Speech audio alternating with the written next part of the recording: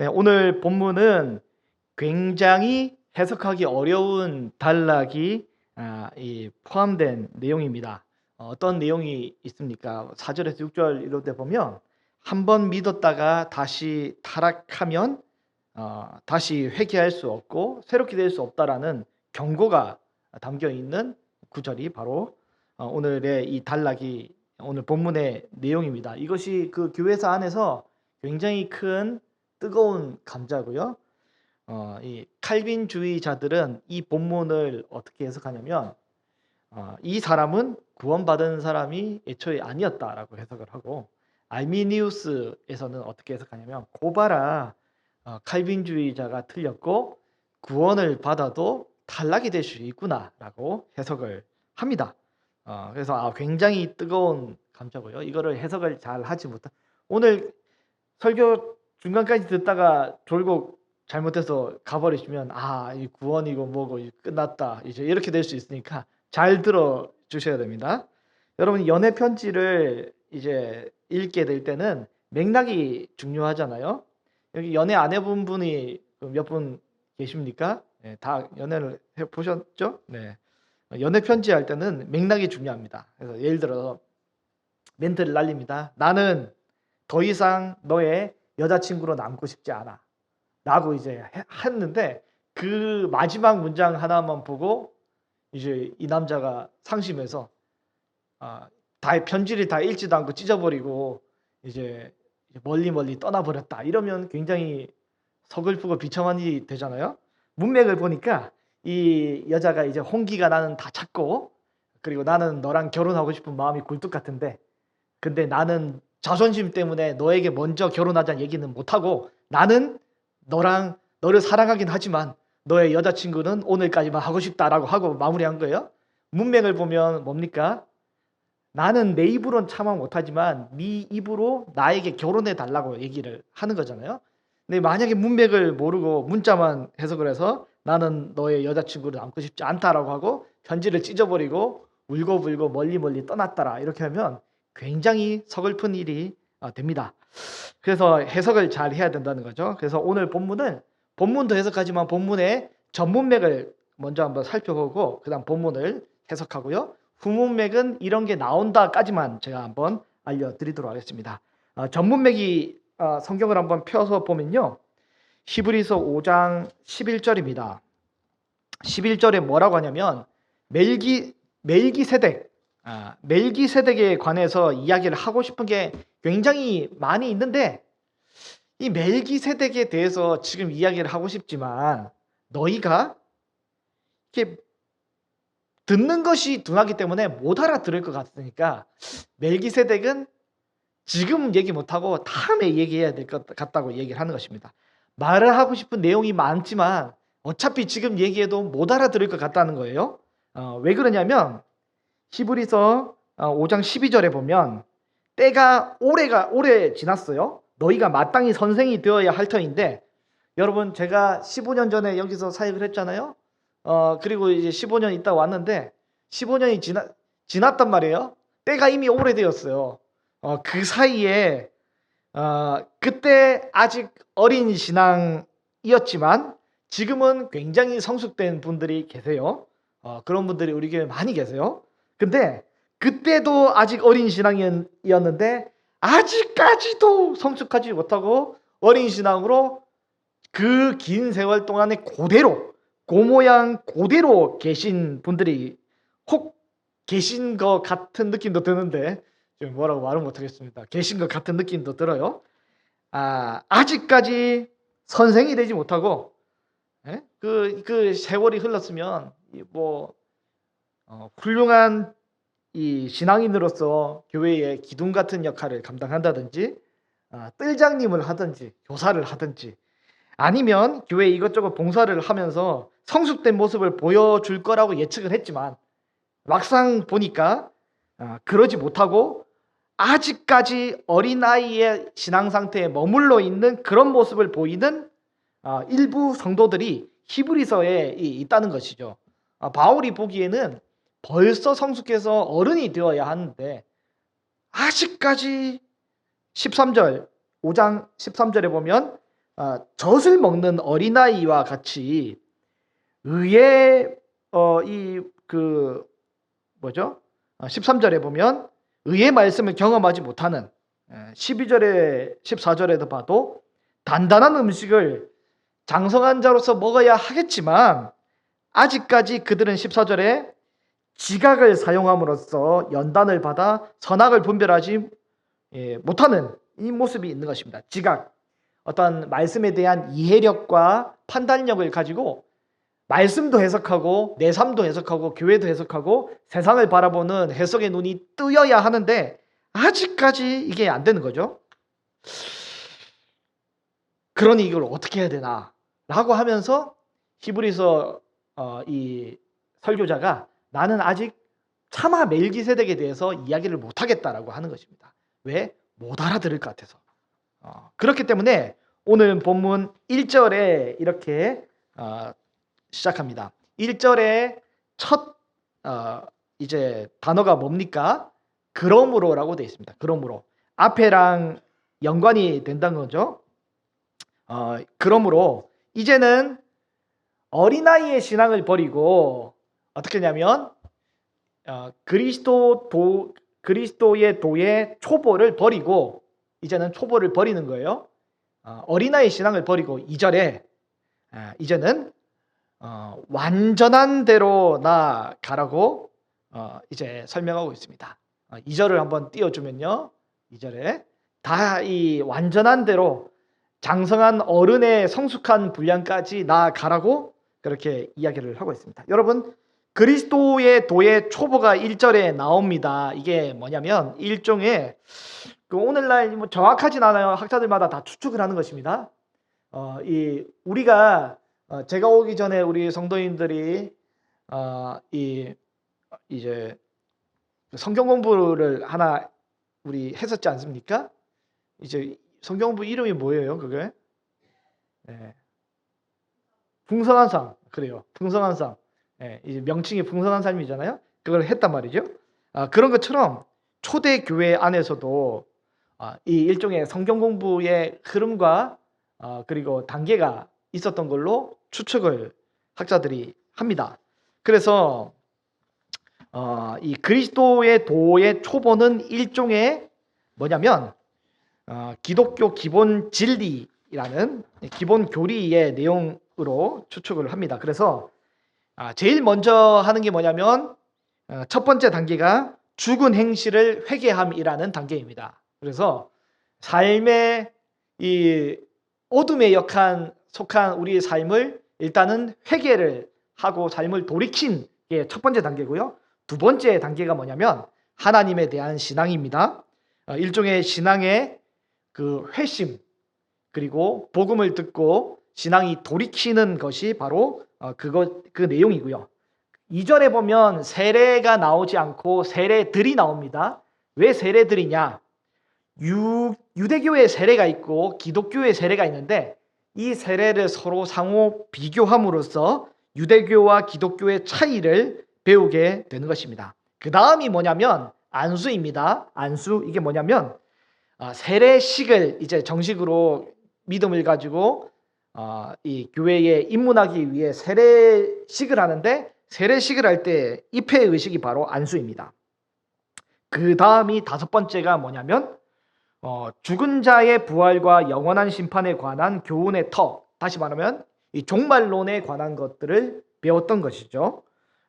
이런 것들을 배웠는데 이런 것을 배웠고 이제는 이미 완료를 했는데 이거를 다시 닦지 말고 이제는 완전한 대로 좀 나아가야지. 왜 그리스도의 도의 초보에 계속 머물러 있고 한 번 배웠는데 성숙하지 못하고 지각을 사용하지 못하고 이해력과 판단력을 가지지 못하고 이거를 삶에 적용하지 못하고 완전한 대로 나아가지 못하고 있는 어린아이의 모습에 계속 머물러 있는 것을 이 오늘 본문의 히브리서의 설교자가 굉장히 한탄하면서 이렇게 안 했으면 좋겠다라고 합니다. 더 다음 단계로 나아갔으면 좋겠는데요. 그래서 3절에 하나님께서 허락하시면 우리가 이것을 하겠다라고 설교자의 다짐이 담겨 있습니다. 담겨 있습니다. 성숙하고 어린아이 신앙이 아니라 성장하고 성숙하지 못하면 아주 비참한 일이 발생을 하게 되는데요. 그래서 다음 단계로 나아가야 된다는 거죠. 성숙해야 된다는 것입니다. 그래서 나오는 경고가 바로 오늘 본문 4절에서 6절의 경고입니다. 4절에서 6절을 천천히 한번 아주 진중한 마음으로 같이 한번 읽어보면 좋겠습니다. 4절에서 6절입니다. 한번 빛을 받고 하늘의 은사를 맛보고 성령에 참여한 바가 되고 하나님의 선한 말씀과 내세의 능력을 맛보고도 타락한 자들은 다시 새롭게 하여 회개할 수 없나니 이는 그들이 하나님의 아들을 다시 십자가에 못 박아 드러내놓고 욕되게 함이라. 굉장히 엄중한 말씀이 오늘 본문에 선포가 되고 있습니다. 이 얼마나 엄중하냐면 오늘 본문에 제일 우리는 한 번이라는 단어로 4절이 시작이 되는데요. 원문에는 6장 4절 말씀을 뭐라고 시작하냐면 불가능하다라고 시작합니다. 불가능하다, 절대 불가능하다, 가능성이 없다라고 하며 뭐라고 하냐면 말씀의 능력을 맛보고도 타락한 자는 회개할 수 없다라고 엄중하게 선언을 하게 됩니다.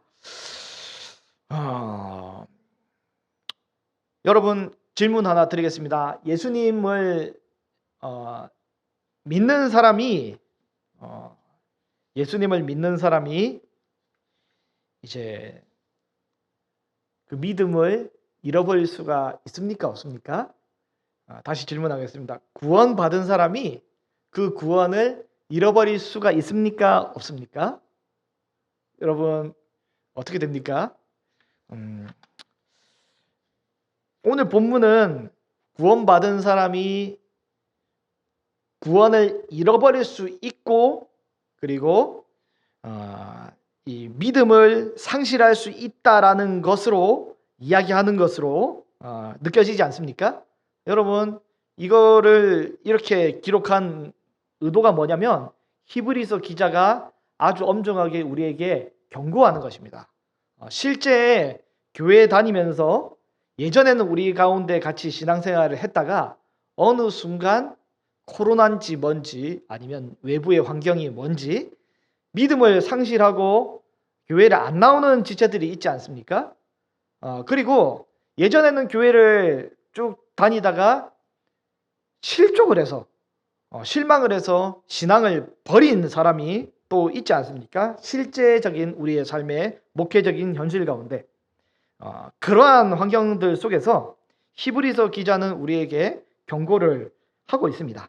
왜냐하면 히브리서 당시에는 믿음을 저버리기에 굉장히 이 위험한 그리고 유혹도 많은 그런 시기를 살고 있었기 때문입니다. 그러나 여러분 확실한 것은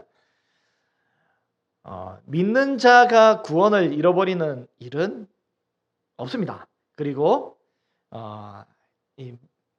한 번 얻은 구원을 상실할 수 없습니다. 요한복음 10장 28절을 보면 뭐라고 되어 있습니까? 우리 주님이 말씀하세요. 내가 그들에게 영생을 주노니 영원히 멸망하지 아니할 것이요 또 그들을 내 손에서 빼앗을 자가 있다 없다? 없다라고 설명하고 있습니다. 그리고 고린도전서 1장 8절에도 주께서 너희를 우리 주 예수 그리스도의 날에 그때 책망할 것이 없는 자로 어떻게 하냐면 끝까지 견고하게 하시리라. 한번 견고하게 하려다가 말아버리겠다 하지 않고 끝까지 견고하게 해 주시겠다라고 약속해 주십니다. 그리고 사람에게 시험이 당하고 어려움이 있는데요. 고린도전서 10장 13절에 보면 어떻게 되어 있습니까? 같이 읽어보겠습니다. 사람이 감당할 시험 밖에는 너에게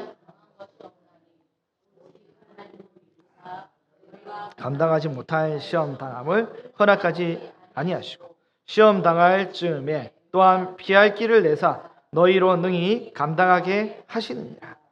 아멘. 또한 빌립보서 1장 6절에 보면 뭐라고 되어 있냐면 우리에게 한번 구원을 시작하신 이가 착한 일을 시작하신 이가 그리스도 예수의 날까지 이루실 줄을 우리가 확신한다라고 바울이 고백하고 있습니다. 명확하고 확실한 거죠. 그렇다면 여기서 타락한 자들은 어떤 자입니까? 바로 요한일서 3장 6절 말씀을 보면 우리가 이해하고 해석할 수 있습니다. 그 안에 거하는 자마다 범죄하지 아니하나니 범죄하는 자마다 그를 보지 못하였고 그를 알지도 못하였느니라. 여기서 범죄하는 것은 순간적인 범죄를 의미하는 것이 아니라 처음 범죄했다가 계속 범죄하는 것을 의미합니다. 예수 그리스도를 알지 못했기 때문에 범죄했다라고 그렇게 우리 성경 전체에서는 해석할 수 있습니다. 그럼 본문은 어떻게 해석해야겠습니까? 우리 6장 4절 말씀을 한번 볼까요? 뭐라고 되어 있습니까? 한번 빛을 받고, 여러분 빛을 한 번 받았다라고 되어 있습니다. 여기 등장하는 사람은 이제 일부 해석은 참 그리스도인이었는데 타락하여 구원을 상실했다라고 보는 사람이 있지만 사실은 정확하게 더 보자면 이 그리스도인은 누구냐면 신앙생활을 한 번은 일부 열심히 하였지만 이탈한 아직 그리스도인이 되지 못한 자로 해석하는 것이 온전한 해석이 될 것입니다. 한 번 빛을 받고 하늘의 은사도 맛보았습니다. 하늘의 은사를 맛본다는 말은 무슨 말입니까? 이 사람이 성찬식에 참여한 사람입니다. 그리고 성령에 참여한 바가 되었다라고 합니다. 여기 원문을 정확하게 보면 성령에 참여한 바가 되었다 하지 않고 성령에 참여자가 되었다라고 기록이 되어 있거든요. 다시 말하면 아마도 이것을 학자들은 어떻게 해석하냐면 안수로 해석합니다. 다시 말해서 세례식에 이분이 믿었다 고백하고 참여한 자가 된 거죠. 세례를 받은 사람입니다. 성찬에도 참여했고 세례를 받은 사람인데 그 사람이 선한 말씀과 내세의 능력을 맛보지 않은 것이 아닙니다. 맛봤습니다. 5절에. 그런데 6절에 이 사람이 타락했다는 거죠. 그런 사람은 다시 새롭게 하여 회개할 수 없다라고 기록하고 있습니다. 그리스도인인 것처럼 보였지만 사실은 그리스도인이 될 뻔했으나 그리스도인이 되지 못한 모습입니다. 이 모습을 복음서에서 아주 정확하게 설명하고 있는 것이 마가복음 4장에 있습니다. 바로 이 씨 뿌리는 비유에서 돌밭에 뿌려진 사람이 이런 사람인데요. 또 이와 같이 돌밭에 뿌려졌다는 것은 이를 가리킴인데 이 사람은 말씀을 받았어요. 말씀을 들을 때에 돌밭에 뿌려진 사람은 어떻게 해요? 즉시 말씀을 기쁨으로 받습니다. 하나님의 선한 말씀과 내세의 능력을 맛보고 진리의 빛을 받았단 말이죠. 그런데 17절에 어떻게 됩니까? 말씀을 같이 읽어보겠습니다. 시작. 그 속에 뿌리가 없어 잠깐 견디다가 말씀으로 인하여 환난이나 박해가 일어날 때에는 곧 넘어지는 자요. 이 사람은 어때요? 성찬식도 참여했고 세례도 받았어요. 그리고 말씀을 나에게 주는 말씀이다 하고 기쁨으로 받고 은혜를 누렸단 말이죠. 아마도 눈물도 펑펑 흘렸을 것입니다. 그리고 말씀대로 살아봐야지라고 생각도 했을 거란 말이에요. 그런데 어떻게 하냐면 환난이나 박해가 찾아왔습니다. 어떤 환난과 박해예요? 예수님 믿게 되었을 때에 손해를 보거나 예수님 믿기 때문에 내가 어려운 일을 당하게 될 위기에 처하게 되자 어떻게 했냐면 오늘 본문 6장 6절을 보면 이들이 하나님의 아들을 다시 십자가에 못 박아 드러내놓고 욕하게 되는 그런 죄악을 저지르게 됩니다. 오늘날에는 이 배교를 할 때 이런 형식의 배교가 있진 않지만 모르겠어요. 공산주의 국가에서 이런 배교를 요구하게 될지는 모르겠지만 이 1세기 당시 배교의 모습이 바로 이런 모습이었습니다. 예수 그리스도에 대해서 욕되게 하는, 하나님의 아들을 욕되게 만드는 그것이 바로 배교의 모습이었는데, 이런 사람은 어떻게 해요? 다시는 결코 회개하여 그리스도인이 될 수 없다라고 아주 엄중하게 경고를 하고 있습니다. 여러분, 오늘 지금까지 여기 맥락이 어떻게 됐습니까? 어린아이와 같은 신앙에서 성숙되지 못한 그리스도인이 된다면 사실은 이렇게 정말 그리스도인이 되었는지 안 되었는지 확인할 것이 못 되니 잘못하면 구원을 상실할 수 있다라고 오늘 본문에서 엄격하게 경고를 하고 있습니다. 여러분, 우리는 구원받은 그리스도인입니까? 아니면 구원을 받은 것처럼 보이는 그리스도인입니까? 여러분, 이것은 어떻게 우리가 알 수 있습니까? 어떻게 알 수 있냐면 7절과 8절에서 우리가 알 수 있습니다. 7절과 8절에는 어떻게 되어 있습니까? 7절 말씀에 보면요, 7절을 한번 같이 7절 8절 한번 같이 읽어보겠습니다. 시작. 같이 읽어보겠습니다.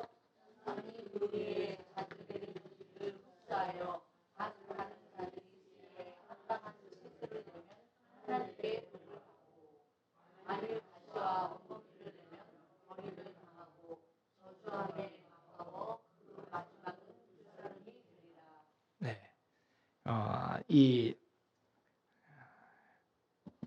마지막 장을 제가 인쇄해 놓고 안 가져왔어요. 기억나는 대로 하겠습니다. 7절과 8절에서 뭐라고 경고하냐면 우리 이 독자들에게 자연 현상을 통해서 이 모습을 설명합니다.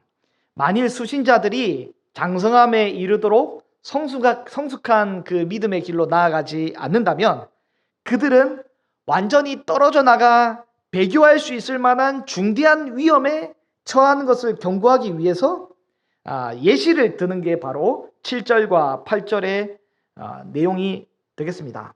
7절에 보면 비가 내려요. 비가 내리는데 비를 흡수하면 합당한 채소를 내고 하나님께 복을 받습니다. 다시 하겠습니다. 하나님이 은혜의 비를 내려주는데 그 비를 어떻게 해야 돼요? 뿌리를 내려서 흡수를 하게 되면 합당한 채소를 내고 하나님께 복을 받게 되지만, 그러나 8절에 만약에 합당한 채소를 내지 못하고 가시와 엉겅퀴를 내면 그 결과는 어떻게 되냐면 버림을 받는 것입니다. 그리고 복이 아닌 저주를 받게 되고 마지막은 불사람이 되는 것이죠. 다시 말하면 하나님께 합당한 열매를 맺지 못하면 사실은 그리스도인이 될 뻔했지만 그리스도인이 되지 않는 그런 사람이고요. 그리스도인이 되지 못한 사람이라는 것이죠. 여러분, 우리 교회 가운데 사실은 두려움이 뭐냐면 저는 이제 작년 세대들도 있지만 다음 세대에 대한 두려움이 있습니다. 여러분, 교회는 나오고 예배에 참석하고 혹 성찬에 참석도 하고 세례도 받을지언정 이들이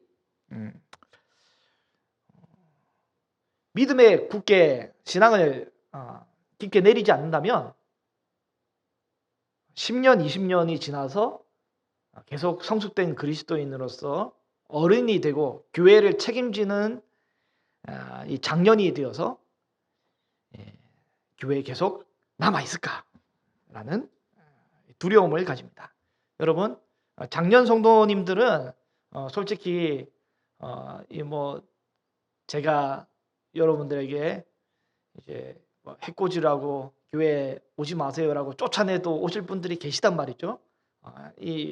이미 그 그리스도께 뿌리 내리고 성숙하고 성장하는 분들이 계신데, 그런데 우리 다음 세대 가운데 만약에 이런 이유 때문에 목회자에게 상처를 받거나 아니면 제가 한 소리를 했는데 이제 그게 마음에 안 들거나 아니면 교회 내에 다른 지체들과 이런 어려움과 분쟁이 생기거나 마찰이 생긴 상황 중에 우리 다음 세대가 믿음으로 뿌리 내려서 계속 남아 있을까라는 그런 고민과 이 두려움이 있다는 것이죠. 여러분, 오늘 히브리서의 저자는 뭐라고 하냐면 이렇게 공동체 내에서 성장하는 장년이 되지 못하면, 성숙한 그리스도인이 되지 못한다면 이 공동체에서 이탈될 위험이 크다라고 설명하고 있는 것입니다. 그리고 엄중하게 경고를 합니다. 한번 이렇게 그리스도인으로 공동체 가운데 참여했지만 이탈된다면 다시 주 앞에 나오기가 굉장히 불가능할 정도로 어렵다라고 오늘 본문에 설명하고 있습니다. 여러분, 이 본문을 우리는 그러면 어떻게 해석해야 됩니까? 이 오늘 본문에서는 우리로 하여금 그리스도인이 구원이 탈락될 수 있다라고 얘기하는 것도 아니고요. 그리고 이 한번 이 타락한 자가 다시 회개할 수 없다라고 말하는 게 아닙니다. 오늘 본문을 잘못 해석해서 역사상 많은 이제 교부들과 또 그리스도인들이 세례를 늦게 받았어요. 왜냐하면 세례를 받은 다음에는 다시 회개할 기회가 없다라고 여겨가지고 그래서 이제 콘스탄틴 황제 같은 경우에도 죽기 직전에 세례를 받았단 말이죠. 잘못된 해석이고요. 여러분, 오늘 본문에서 다시 회개할 수 없다라고 그거를 강조하는 것이 아니라 본문은 목회적인 측면에서 뭘 강조하냐면 절대 교회를 떠나서는 안 되고 이탈해서는 안 된다.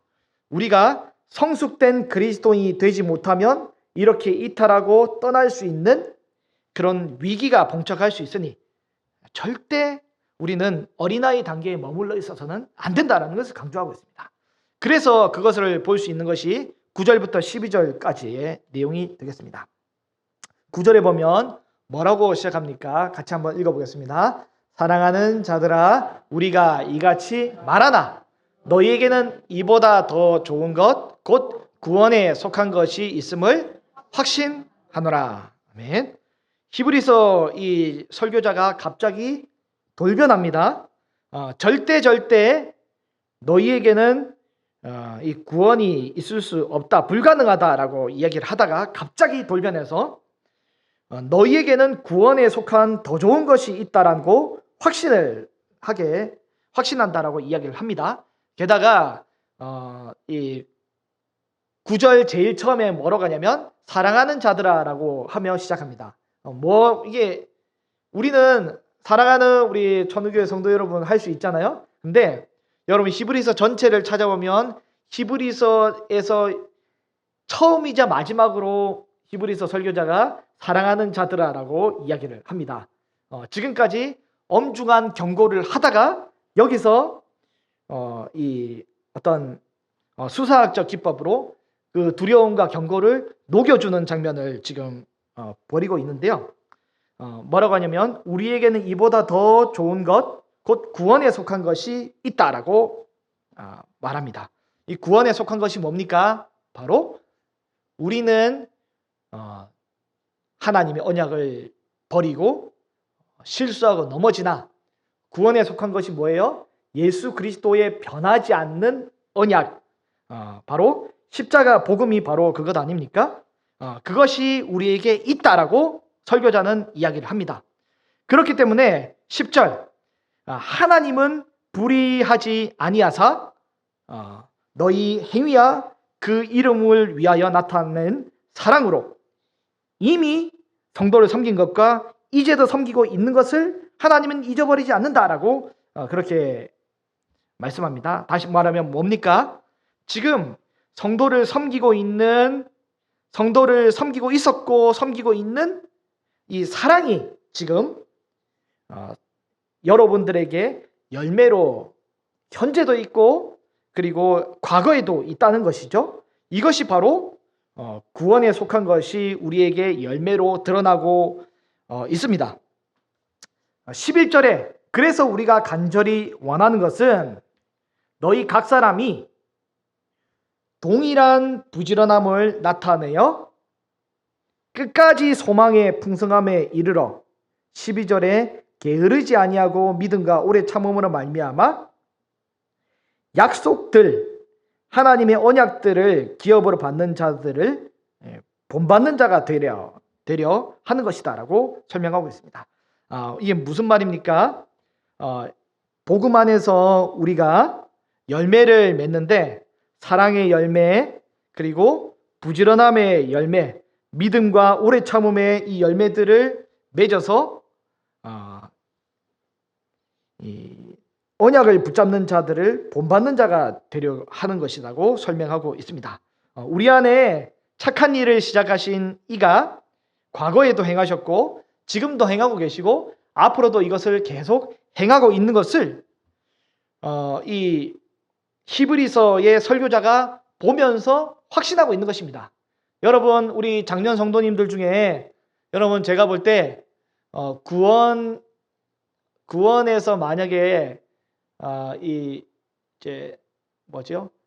구원을 받니 못 받는 일을 감히 제가 판단한다면 여러분들 중에 구원에서 떨어질 사람은 제가 볼 때는 없는 것 같이 보여요.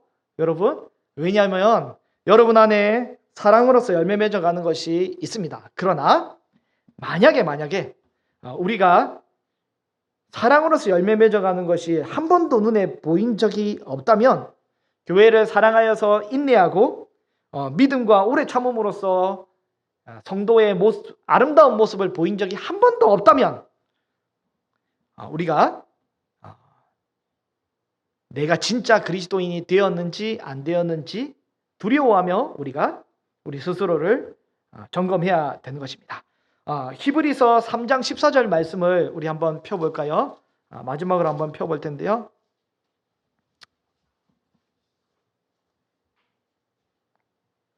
(3장 14절) 말씀을 같이 한번 읽어보도록 하겠습니다. 시작. 우리가 시작할 때에 확신한 것을 끝까지 견고히 잡고 있으면 그리스도와 함께 참여한 자가 되리라. 아멘.